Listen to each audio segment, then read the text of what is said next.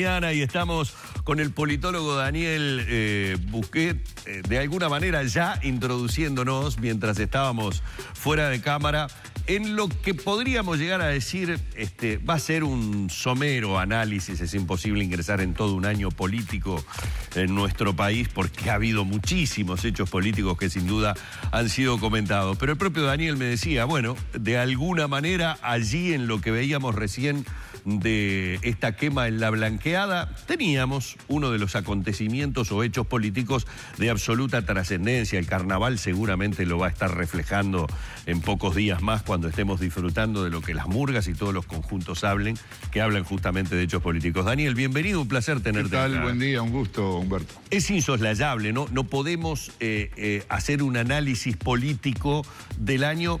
Pero no solamente, acá me parece que no es solamente por la trascendencia mediática que haya tenido todo el tema Sendik, sino simplemente si lo tituláramos renuncia de un vicepresidente de la República. Claro, sí, la renuncia del vicepresidente y sus consecuencias en distintos planos, porque es una figura muy relevante del partido de gobierno y todo el proceso que culminó con la renuncia fue un proceso conflictivo dentro de ese partido. Es decir, el tema Sendik al Frente Amplio le generó una gran cantidad de complicaciones, idas y vueltas, porque no trató el tema siempre, digamos, con la misma actitud.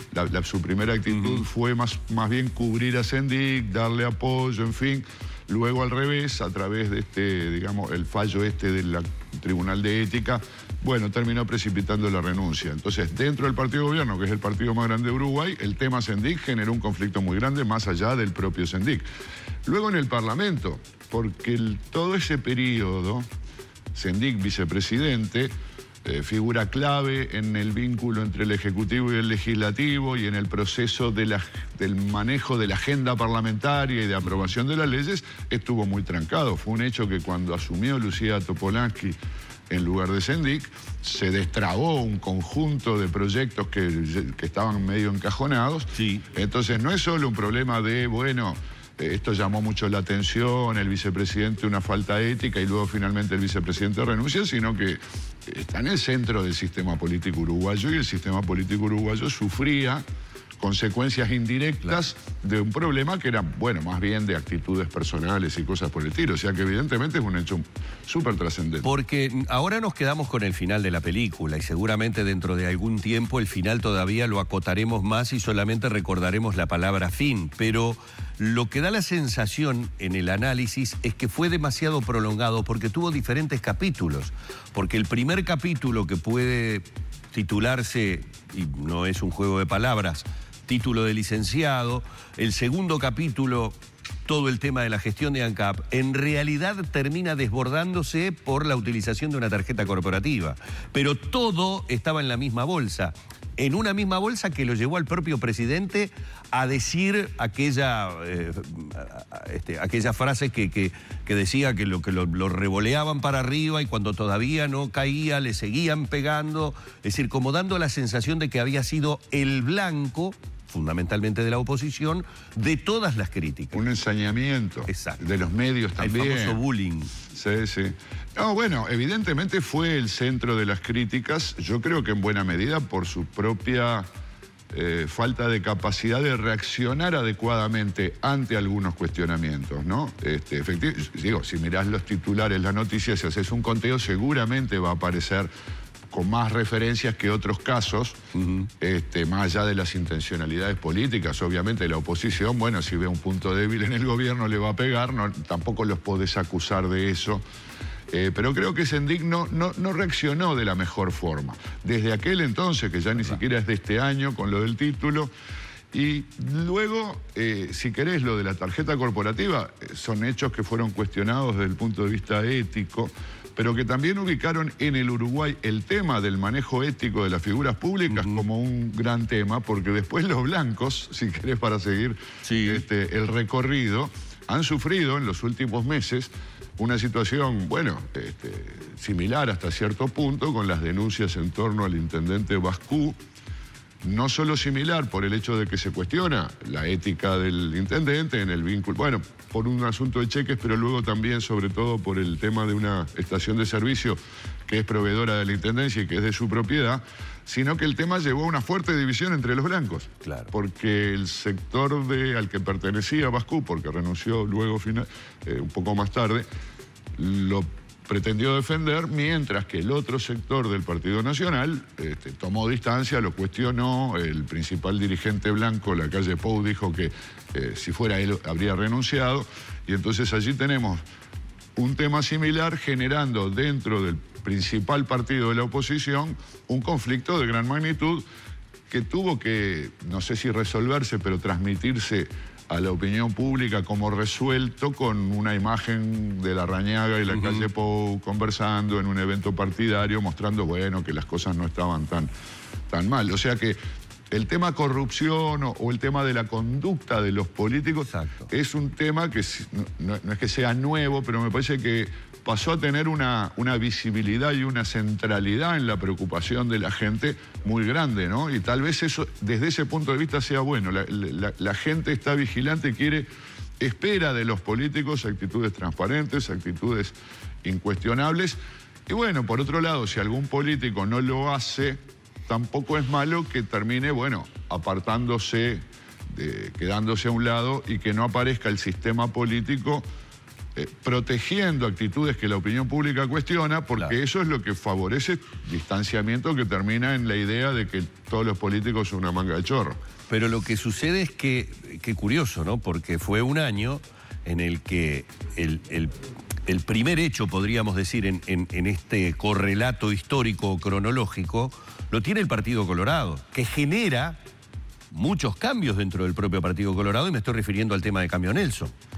Y sin embargo termina pasando de alguna manera las consecuencias de la situación Cambio Nelson, que alguno en su momento llegó inclusive a atribuir el paso al costado del senador Bordaberry como uno de los elementos que ayudaron a que tomara esa decisión, más allá de que parecería ser que es una decisión muy pensada también por otros motivos, pero como que se terminó diluyendo en el año frente a lo que sucedió con el Partido Nacional y lo que sucedió con el Frente Amplio. Es verdad, le tocó a los tres partidos mayores. Tal vez el caso del Cambio Nelson, que implica la actividad privada de un diputado suplente, hace que el problema es tal vez incluso más serio desde el punto de vista financiero legal, ¿no? Claro. Porque el Cambio Nelson tenía actividades que no estaban permitidas, fue intervenido, actuó la policía, en fin. Sin embargo, la figura tenía mucho menos centralidad. Tal vez una, digamos, relevancia muy importante en Maldonado, en el departamento de Maldonado, pero no tanto en el plano nacional, de la política nacional, del propio partido, del propio sector. Pero efectivamente, le tocó a todos. Hubo cambios. Allí empezamos a ver renuncias y empezamos, y de repente la menos esperada en cierto momento fue la del senador Bordaberry, pero bueno, tal vez no directamente. Sí. Claro, en la lectura que se hacía se podía colocar como un elemento que también lo hubiera llegado a determinar a dar el paso al costado, que ha generado esta situación que, por ejemplo, no ha pasado desapercibida para el Partido Nacional, porque cada dirigente del Partido Nacional que hemos tenido acá en Arriba Gente y le hemos consultado sobre si preocupa o no la situación del Partido Colorado, nos dicen, sí, preocupa y mucho, porque se sabe que es el aliado principal ante la eventualidad de un balotaje. Sí, claro, el Partido Colorado, más allá del asunto Cambio Nelson, tiene su propia dinámica y sus propios problemas, donde lo de Bordaberry, más allá de que él pudiera estar molesto o, en fin, compungido por alguna situación en particular, creo que tiene el problema de que él mismo tuvo un peor desempeño la segunda vez que la primera. De alguna manera, tal vez Bordaberry sintió que su liderazgo estaba agotado de algún modo. Había llevado el Partido Colorado a 17 puntos, no era gran cosa, pero luego de los 10 puntos de la elección anterior parecía una estimulante recuperación. Y luego, esperando mejorar ese guarismo, termina votando abajo. Entonces yo creo que allí hay también un diagnóstico de, bueno, Bordaberry cumplió una función importante, levantando al Partido Colorado de su peor momento histórico, pero luego no quedó la impresión de que con eso alcanzaba para que volviera a ser el Partido Colorado de antes. Y el paso al costado de Bordaberry ha generado una gran movida en el Partido Colorado. Por un lado, por su propio sector, por Vamos Uruguay, un sector bastante joven que se queda sin su líder y entonces no queda claro, bueno, quién tomará la posta de ese lado, sino también por el otro sector ese sí, el más golpeado del Partido Colorado, el viejo vallismo, que no ha levantado cabeza y donde vuelven a aparecer figuras que anuncian sus intenciones de postularse como precandidatos presidenciales. Y creo que eso en el Partido Colorado fue una secuencia de acontecimientos que marca su interna, ¿no? Y en fin, la búsqueda de que el Partido Colorado no pierda pie en la competencia electoral. Tal vez sea el partido obligado, por las circunstancias, que más renovación en definitiva vaya a presentar, porque por el lado del partido de gobierno, del Frente, hoy por hoy, este año 2017 está de alguna manera marcado por la insistencia de periodistas y porque en definitiva tratamos de trasladar lo que la opinión pública quiere saber, es cómo se define la situación del Frente cuando ya hay evidentemente una dirigencia que por razones de edad pasaría por lo menos a un cuarto intermedio. Es lo que uno cree. A cuarteles de invierno.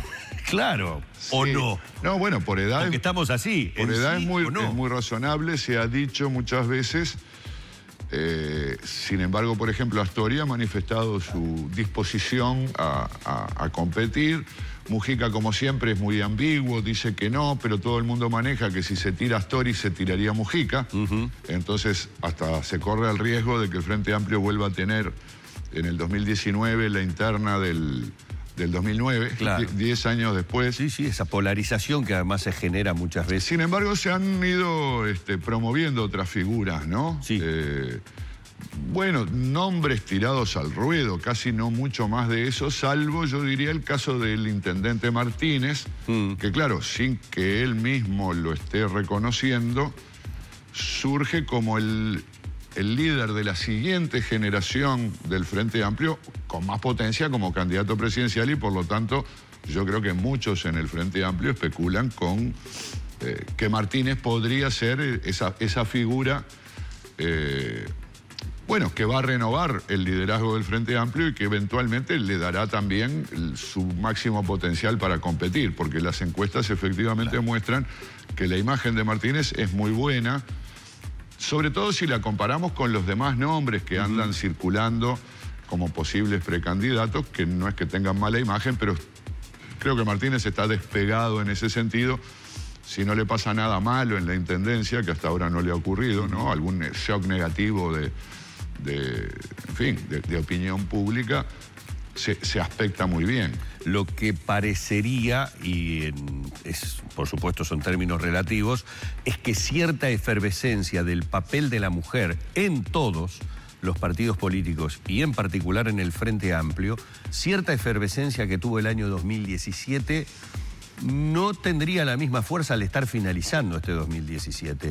Desaparecieron por lo menos de la consideración los primeros lugares que en algún determinado momento parecieron tener esas mujeres, aunque no descarto obviamente que puedan existir fórmulas en donde el candidato a la presidencia sea un hombre y a la vicepresidencia una mujer. No lo descarto, pero digo, me parece que bajó esa embestida muy fuerte que tuvieron las mujeres en el tema de la cuota, en el tema de su visualización y su participación, o estoy equivocado en esa posición. Bueno, no sé. Yo creo que, por ejemplo, en el Partido Nacional, si bajamos un nivel, porque hablamos del conflicto entre Alianza y Todos, sí, pero si nos metemos adentro de Alianza, donde se generó este movimiento de intendentes, por un lado el movimiento de intendentes y por otro lado la posición de la senadora Verónica Alonso, que es mujer, por eso que lo traía a colación, con un protagonismo muy grande,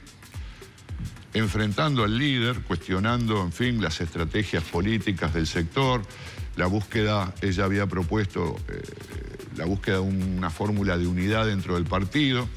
El grupo de intendentes tiene una mujer, Adriana Peña, sí, intendente de La Valleja. Entonces, bueno, tal vez las mujeres siguen moviéndose. Bueno, en el Frente Amplio nadie sabe bien, pero Constanza Moreira ya había sido precandidata. Sabemos que ella es simpatizante de Martínez y tal vez no quiera competir con él, pero se pueden especular, ¿no? Claro. Por ahí una fórmula, la calle Pou, Adriana Peña, del otro lado Martínez, Constanza Moreira, como vos decís. Yo creo que más allá del protagonismo concreto o puntual que tengan algunas mujeres líderes políticas, la conciencia sobre la necesidad de que haya más mujeres en los espacios de más relevantes de decisión se va generalizando, y yo creo que los propios políticos ven con buenos ojos mostrar, posicionar mujeres en lugares relevantes, porque el público recibe eso. Lo ve muy bien. Apropiadamente. Cerramos ya, Daniel, pero no puedo despedirte sin una mención pido disculpas, al gran signo de interrogación que es Novik, cerrando este 2017. ¿Qué podemos decir, de acuerdo a alguna encuesta que inclusive hemos visto por allí, del teórico crecimiento a nivel de encuestas que ha tenido Novik? El potencial, al menos, sí, está bien, sin dejar de lado al Partido Independiente o incluso a la Unidad Popular, que sobreviven y seguirán existiendo. Pero exponencialmente quien pareció pegar un salto importante ha sido Novik. Novik es un fenómeno particular, ya mostró sus características cuando compitió por la Intendencia de Montevideo, ha decidido formar su propio partido político a nivel nacional. Ha logrado mantenerse en la agenda política con un discurso, bueno, similar al que ya había hecho Y efectivamente las encuestas le dan algún potencial.